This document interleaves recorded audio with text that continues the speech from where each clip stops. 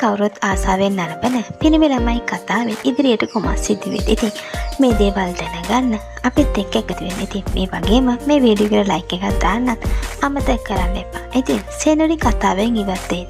මේ දවස්වල පිරිමි ළමයි කතාව ආසාවෙන් නරඹන ඔයාලා හැමෝටම කුතුහලයේ දනවන සිදුවීම තමයි ඒක.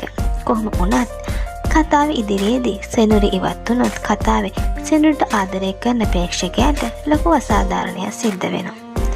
ඉතින් අද දිනේ පිරිමි ළමයි කතාව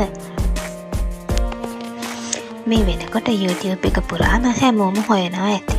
ඉතින් අද දිනේ පිරිමි ළමයි කතාව බොහෝ දුරට විකාශය වෙන එකක් නෑ.